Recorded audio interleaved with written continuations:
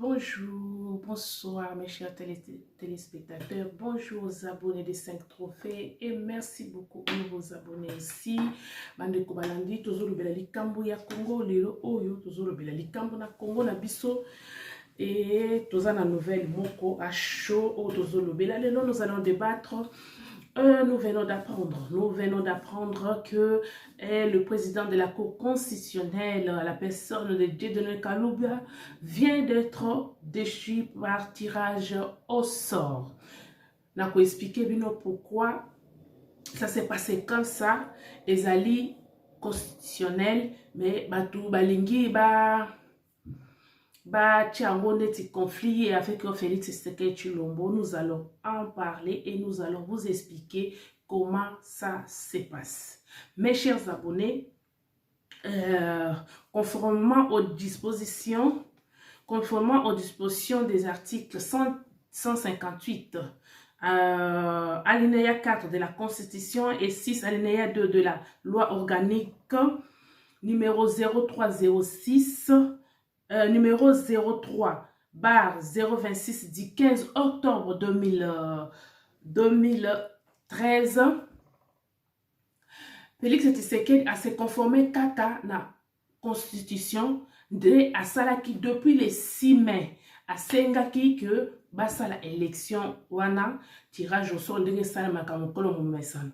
Ce qui est sûr est que Bandeko Balandi tirage au sort et salamaka chaque 3 ans.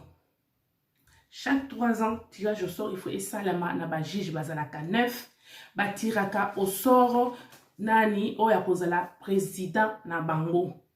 Nde o Félix Tshisekedi asengaki parce que depuis ba nommé ba juge wana ça fait 3 ans. Ce que vous vous rappelez, c'est à l'époque de Maboun o ba boycotaki koya ko assister na nini investion ya ba juge wana. Yena tambo mama. Donc, Bandeko Balandi, Congolais to ebite eloko ni oye alingi na kati na ye. Soki basali likambu o ezali conformément à l'article sur quoi les sepelisa yete et kozala mabe. Soki basali likambu zo sepelisa ye wana ezali malamu. Donc chaque Congolais veut que mboka etambula selon ba imer na ye, selon ba volonté na ye. Or la République ne peut pas marcher selon les humeurs des gens. La République doit pas marcher, doit fonctionner selon les lois établies. Bandeko Balandi, Dieudonné Kalouba akwei baponi mutu mususu na place na ye. Ezali te kazali na conflit de mususu na zo mona ba titre mususu ezali bien te.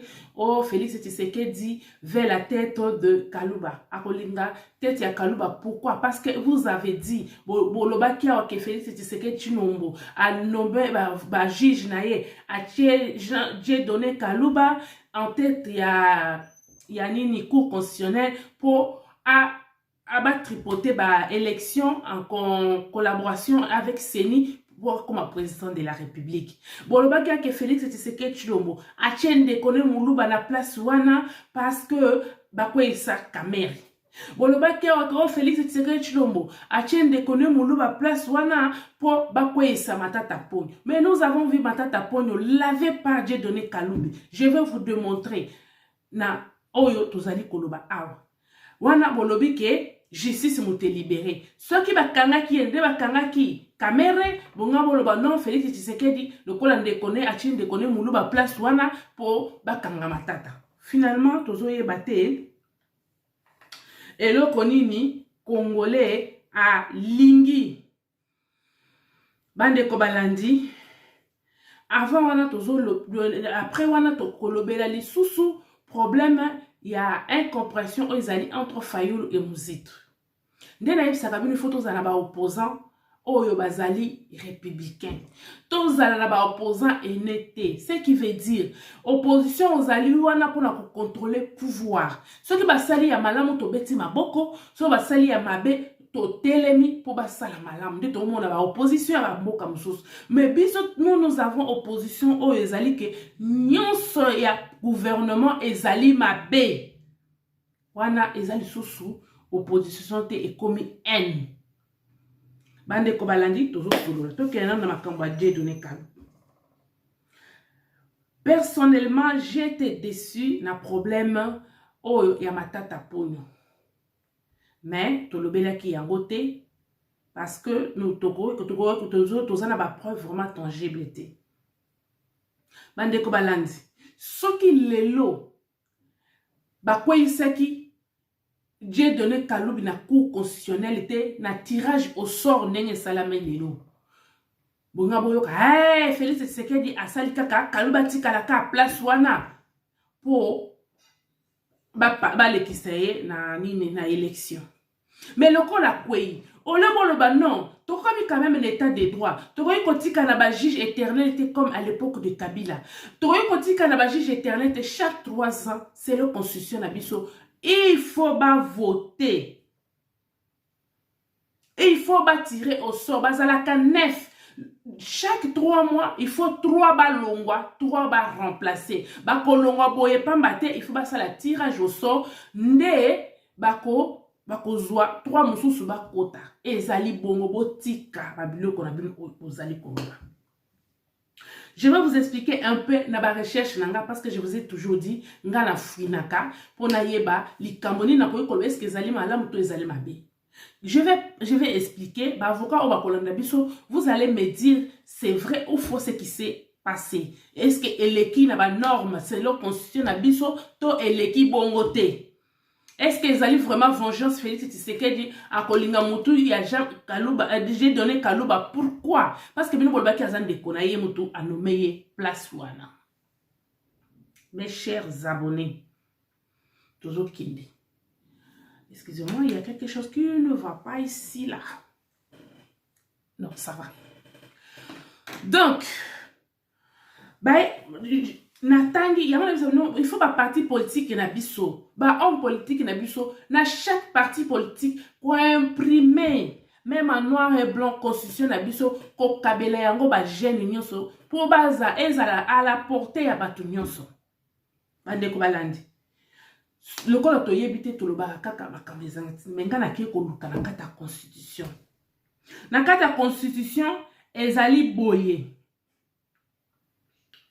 Dans la constitution, la loi organique, la loi organique 03/26 dit 15 octobre 2015 portant organisation et fonctionnement de la Cour constitutionnelle, son article 6 alinéa 2. Les membres de la Cour constitutionnelle sont renouvelés tous les 3 ans. 2 tiers, ça veut dire le col baza 9 3 de bako longwa 3 de bako convention. Mais bako longwa bongo te bako sala tirage au sort de o euti ko salema. Na ba groupe na ba normalement ezaka na 3 groupes. Na kati ya 3 groupes wana bako zwa juge moko. Na kati ya 3 groupes wana. Nde ko constituer 3 juges nde oyo bako remplacer ba 3 juges o bazoli ko kweya. Donc, Kalouba kweye mon côté. Bazali 3 et 3 bako remplacer. Mais batu bazali kaka tout autour y a déjà donné Kalouba. Je vais vous le dire pourquoi. 3 groupes wana ezali boy. Premier groupe, le président de la République. Premier groupe est constitué par le juge nommé par l'initiative du président de la République. Voilà premier groupe. 3 autres élus par le Parlement uni en congrès. Et les 3 autres ici dans le Conseil suprême de la magistrature. Et on prend un dans chaque groupe. Est-ce que boyo kite? Donc, ils ont constitué, juge Joanne a constitué 3 groupes pour passer un tirage au sort. 3 juges, ils ont na initiative ya chef de l'État. 3 juges moussous. Ezalaka ya nani na parlement ba se unir na congrès. Et 3 juges moussous ezalaka juge suprême de basala kayango pour kokisa 9. Pour vous dire que bakambo bato balobaka oh non Félix Tshisekedi a nommé ba juge naye, et le ba juge naye bazo longa na tirage au sort et comme sous oh Félix Tshisekedi fait la tête de Kalouba. bango nde bako juger après nini wana na kati ya 3 groupes wana bakozwa moko na initiative ya chef de l'État, bazwi moko na parlement oyo ezali ki uni ya congrès, bazwi moko na banini suprême, nde kosala 3 juges oyo bako remplacer chaque 3 ans. Bakosala vote na bango na nini na tirage au sort na kanisi boyoki. Donc bolongo l'équivoque qu'on a que Félix Tshisekedi tu me la tête. Non, ce n'est pas ça. C'est constitutionnel. Et donc, Salame Ezalipe, article 158 de la Constitution congolaise, alinéa 2, a dit que tous les 3 ans, on doit renouveler le juge. C'est dans la Constitution. Bon, on va regarder le waouh, mon sozo le basou basma ezani, bayibite. Bato bazali ko silika, il y a 2 camps. Bato bazali ko sepela, il y a 2 camps. Kramoko ezali bato bazala ki déçu na ndenge nani Dieudonné Kalouba a conduisaki procès ya Kamere. Les gens qui aimaient Kamere pour na bango ba mona ke Kaloubi a salaki injustice et c'est Félix Tshisekedi Tshilombo mutazaki sima Kaloubi parce que après ba nommé juge. Je viens de vous expliquer que la constitution n'a pas suivi nos articles pour que nous vérifier. Et les avocats qui nous suivent, vous allez me dire si c'est vrai ou faux dans vos commentaires. Banoma qui kalubite, ils allaient exercice moro constitutionnel et ça la maka chaque 3 ans. Bako voter entre bango baza 9 ba tirage au sort. Mais bato alobaki ke oh non le col na procès à Kamere, le col ya bimisa ki makamba vol intellectuel pour na kolakisa ndenge vol intellectuel et salamaka atiki biso na likambo afungoli biso mémoire na vol intellectuel o ezaki difficile ya kolakisa ke Kamere azwaki mbongo elonga na banque eleki na maboko a o ba dessiner vol intellectuel toyoki na monoko ya Dieudonné Kaloubi et bat ba inaki balubi ça n'existe pas ils allaient invention na yemoko na Félix Tshisekedi po bakangaka Kamere ba écarter ye tout ça toyokaki nyonso boyebi. Et deuxième groupe ils allaient à batu oyo bazalaki déçu na Dieudonné Kaloubi nde o bazo sepela pourquoi pour eux Dieudonné Kaloubi moto apesi Matata Pon accrédité Matata Pognon a payé force. Il y a les lois font la partie politique. A payé force. Il y a donc ils ont dit par sa faute. Selon ce que les gens disent par sa faute, les lois Matata Pognon bazo kangaïté. Donc Matata Pognon a été super congolais. Oh yazali justiciable était devant la loi. Nde selon nani nde bato bazali ko sepela pona bango balobi boy dans l'affaire Matata Pognon Dieudonné Kalouba s'est laissé emporter par le lien intellectuel entre lui et Nyabirunga son professeur. Je considère ce procès à cour pénale. Donc, à professeur a yebani na cour pénale. Donc, après ça, Dieudonné Kalouba cour. Et devant son professeur, complexe infériorité ou dette morale ou bien en tant qu'humain, à se sentir quitter que à quoi ça, professeur naïe. Et à se laisser emporter Nelokoana.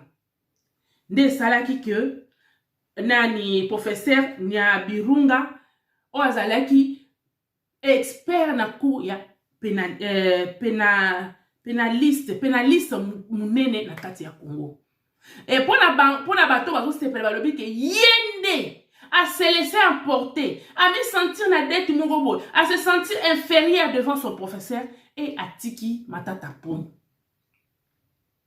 Or, l'article 164 de la Constitution dit la Cour constitutionnelle est juge pénal du président de la République et le Premier ministre pour des infractions politiques du haute trahison, d'outrage au Parlement, d'atteinte à d'atteinte à la... Comment? Excusez-moi, vous avez droit et le Article 164 de la Constitution dit: la Cour constitutionnelle est juge pénal du président de la République et du Premier ministre pour les infractions politiques du haute trahison, outrage au Parlement, d'atteinte à l'honneur ou à l'opprobite, ainsi que pour délits initiés et pour d'autres infractions des droits humains commises dans l'exercice ou à l'occasion de votre exercice. Dieudonné Kalouba Ayebi Ikambo, article 164, allez lire dans la Constitution congolaise. Donc, Ayeba Kiyango, mais pourquoi appliquer Kiyango te? Il s'est laissé emporter. Il s'est laissé alingaki te pour alingaki ko trahir professeur na te. Or, au so comme juge ayebaki eloko o article on de ko kwesa. Pour juge naturel, Yamatata Ponyo à ce moment-là, c'était Dieudonné Kalouba. Mais il n'a pas exercé son droit de juge naturel. Il s'est laissé influencer par son professeur. Nya Birunga, si c'est Nya Birunga. Nesika batubazo sepela lelo. Balobi ke akweyi c'est bon. Parce que article biso matata ponyo, le autre c'est la matata ponyo zo ganga. Hey, j'ai un rêve, j'ai un. Parce que yemu to apese makasi oyo. Asali yango na ndenge nini pour dire apesa sa raison oyo eza bidon qui n'est pas digne de juge de la Cour constitutionnelle pour dire que la Cour constitutionnelle était que techniquement la Cour constitutionnelle était incompétente de juger Matata Ponyo. Boyoka. Et non quand j'ai donné Kalouba et bisa biso yangwana. Mais na tuna ba avocat mususu. Abi non. Il y a quelque chose qui ne va pas. Parce que article 164, ils ont ça là que juge naturel, il y a président de la République, na premier ministre, pendant l'exercice na bango, ba acte non supposé, pendant l'exercice na bango, juge naturel na bango, ezalaki cour constitutionnelle. Mais tant cour constitutionnelle, azali ko se porter incompétent, techniquement, pour la juger premier ministre. Or, le juge naturel de Matata Ponyo, selon la Constitution, c'est la Cour constitutionnelle. Par force de Dieudonné Kalouba, Matata Ponyo, comme citoyen congolais, peut être jugé comme sénateur. Donc, donc il faut pas juger Matata Ponyo na qualité de sénateur. Comme sénateur devant la Cour de cassation. Par faute de ne pas condamner Matata Ponyo pour des fautes commises pendant l'exercice du Premier ministre. Parce que juge naturel, il y a Premier ministre en fonction, na président de la République, bah acte non s'opposer, et allaient juger la Cour constitutionnelle. Mais Dieudonné Kalouba a bafoué l'article 164 devant son procès, a boyi. Babimisa raison moko oyo boye de bato bazo sepela babi non il faut akweya de akwe yango bato bazo sepela. Donc la minute to tika na choix mususu que le kola en tant que premier ministre, en tant que ex-premier ministre, cour constitutionnelle le techniquement azali incompétent ya ko juger Matata Ponyo. Hein? Or la loi nous dit tout citoyen est égaux devant la loi. Mais bango balobi ke Matata Ponyo akoyi ko juger ete. Wana Dieudonné Kalouba atambola ki likolo ya constitution. Na sentiment atambola ki likolo ya constitution.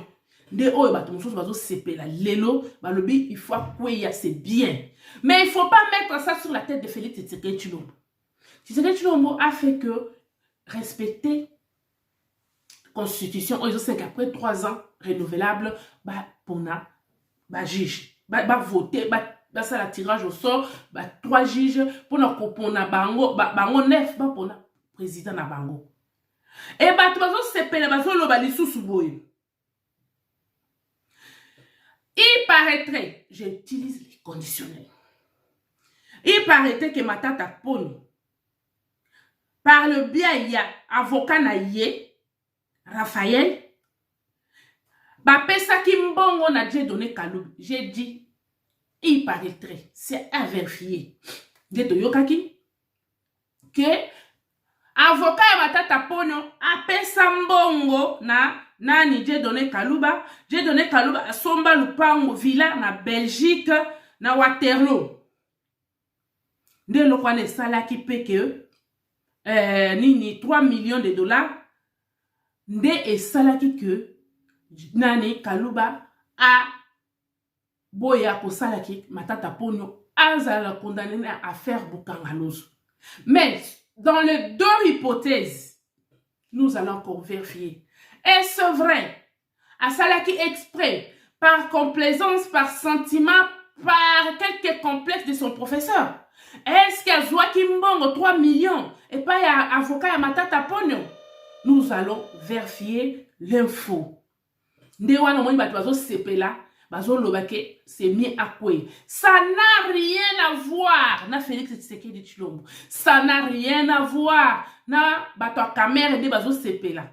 Mais bato ba monaki qui atambola ki likolo ya 164 article 164 la constitution o izo salake yende ko juger Matata juge naturel na ye ezalié to tika na possibilité moko lokola ya c'est alobi que techniquement bala incompétent to tika na cour ya cassation. Nous allons voir la cour de cassation celui ba kozala à la hauteur pour na Matata Ponyo ayebisa biso parce que ce bolobi bozali azali incapable de Kangalozo et profit et ce monsieur veut devenir président de la République même si ba mebeko ya mokili condamné yote mais consciemment concrètement Kangalozo et kenda wapi social bato bazolele et suki ndenge nini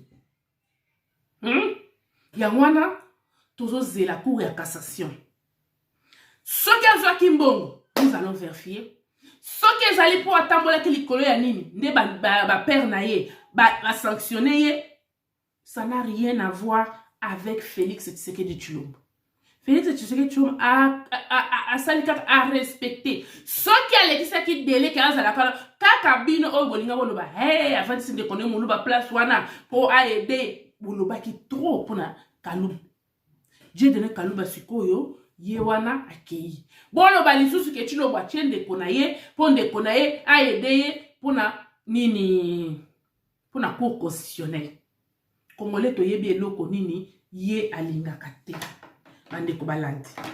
Donc, on a expliqué, bino, bon, kende kota la constitution, bon, kende kota la nyonso wana, lelo oyo, par faute, il y a, j'ai donné Kaloubi, Matata Ponyo a commis qu'on pèse biso ba leçon. Matata Ponyo a vu courage ya kobima ko loba ke ya ko sala mieux.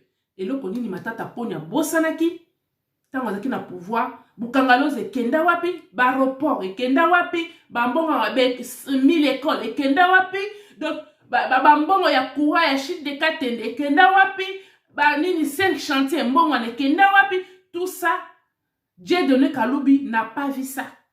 Il a fait de Matata Ponyo un Congolais superficiel, un super Congolais, oyo, bakoki ko jijete. Ndo moni bato, bazo sepe.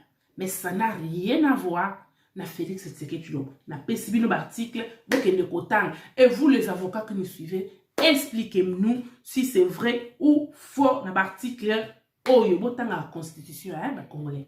To la mukaka. Et là, quand mususu on a ngana yebisa bino bandeko balandi ya Fayulu to komona susu Fayulu abimeli biso wato vandika boy porte fungame Fayulu abandeli biso ye makambo na ye. Problème ezali boy. Il y a conflit entre Fayulu et Muzito. Pourquoi? Tant Nicolas Kazadi ba promulgué budget na biso ya nini ke nani ya 1,7 milliard ya régie financière. oyo sali exploit depuis que le Congo est Congo 188% pour le mois d'avril. Muzitu a félicité, a loué le courage, a félicité effort et la régie financière na biso. Pour na Fayulu, ils allaient trahison pour naïe. Pour naïe, nous sommes Félix Tshisekedi ezamabe. Nous sommes gouvernement Félix Tshisekedi ezali mabe. Il faut tout le monde à cas noir partout. Atindi batu naïe, ba jalelo naïe, ba jeune, ba vilipande Muzitu.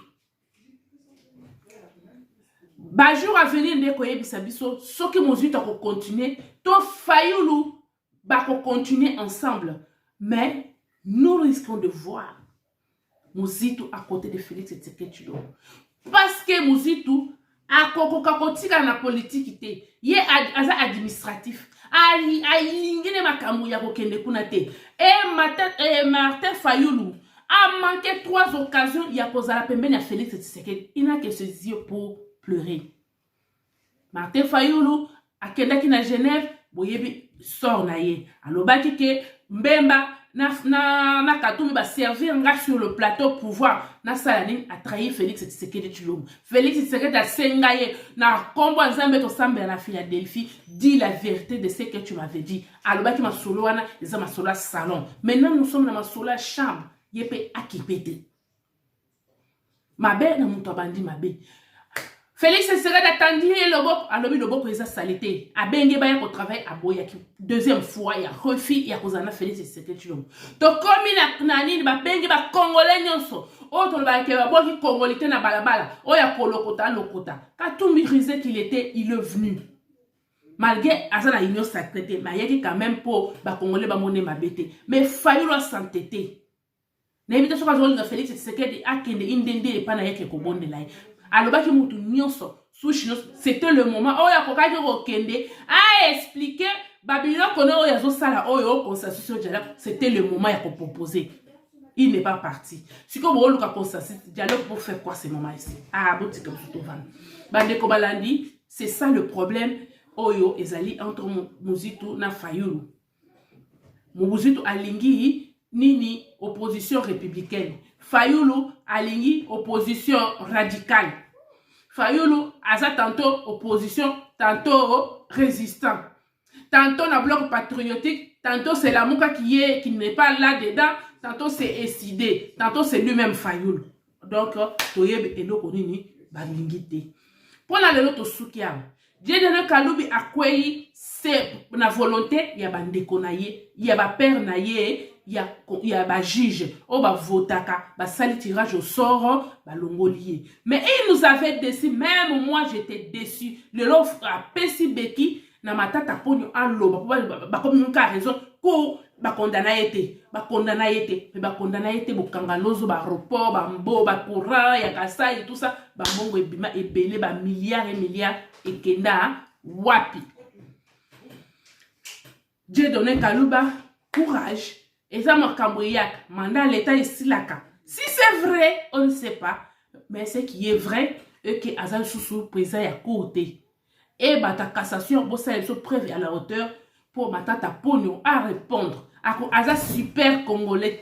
To lebi bibuzo ba ne o azo bimela biso que j'ai un rêve. Tout ça à cause de donner Kalou o ya PC Beki. Pour la l'autre suki abande ko balandi nzamba lola batela bino ba oyo bazali lésé na maloba nanga bo excusez nga pour na Dieu donné Kaluba.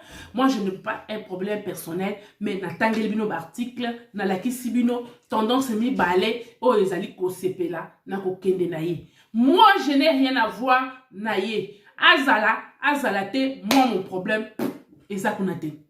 Moi, mon problème, c'est la République. Je vous avais dit que chaîne O, dans ça, on a sensibiliser les Congolais. Mais tango, alors, techniquement, ça m'avait choqué pour la kota la maïele ya mutu. Mais, à sali O, il avait toutes les possibilités parce qu'il y a une des juges naturels. Voilà pourquoi Bahati, na matata ponu bazali en guerre. Parce que, matata azolinga a récupérer immunité na ye parce que na minute il faut pas juger na ba juger na qualité na ya sénateur azolinga azwa immunité na nini na Sénat pour la protéger mais ba ati alingi te aboyi na ye a livrer ye ti makambo na nyonso ekosila yango ozomona guerre oyo ezali na sima ezali entre ba ati et nani Bahati na matata Pogno. Le procureur n'a jamais transmis la décision de la Cour constitutionnelle au Sénat. Donc le cola procureur a tikali kotinda décision te moyen Bahati pe azu a sa immunité o ko protéger ezate. Donc matata ndenga azali wana ba ko kange le na lo parce que ça na immunité o ezali ko protéger ye te Cour de cassation ezozela a que ne ko s'expliquer.